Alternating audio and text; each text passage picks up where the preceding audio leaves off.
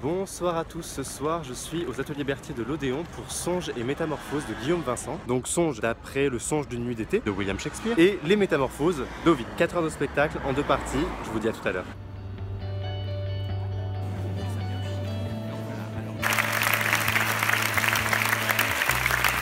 Songes et Métamorphoses, c'est une ode au théâtre, c'est une grande fête du théâtre et de tous les théâtres. Il y a vraiment plein d'influences, ça va de la kermesse au boulevard, ça va de Broadway à l'ultra contemporain, du théâtre ado, engagé à Muriel Robin.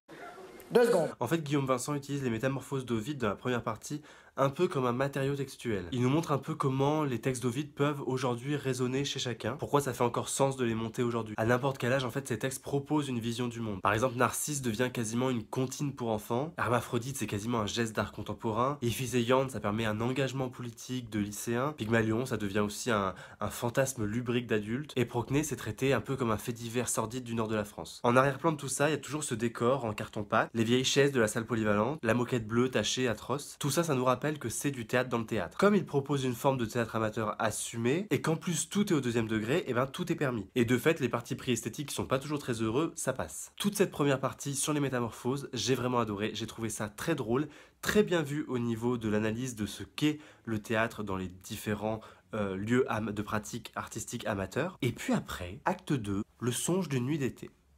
Et alors là, pourquoi? C'est-à-dire que d'un coup, ça devient très premier degré. La mise en scène paraît hyper sérieuse. Le seul lien évident entre le songe de nuit d'été et les métamorphoses, c'est que dans le songe de nuit d'été, une troupe d'artisans va monter Pyrrhas Métis B, qui est une des métamorphoses. Et d'ailleurs, les scènes avec les artisans sont les plus cohérentes et les plus en lien avec la première partie sur les métamorphoses d'Ovide. On est dans la même esthétique avec beaucoup d'humour, et ça fonctionne aussi très bien. Mais le reste du songe...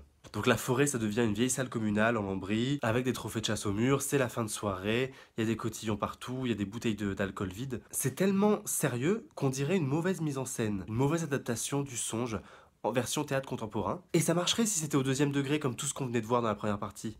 Sauf que là, c'est tellement premier degré, on n'a plus du tout la distance pour rire de ce mauvais goût en fait. Le mauvais goût, il marche uniquement quand on sait qu'il est assumé. Et là, on avait un petit doute. Bon, la scène finale avec le spectacle des artisans, ça rattrape quand même cette longue deuxième partie. Et ce que je comprends pas, c'est que on sent bien que les personnages qui jouent dans le songe sont une sorte de continuité de tous ceux qu'on a vus dans la première partie.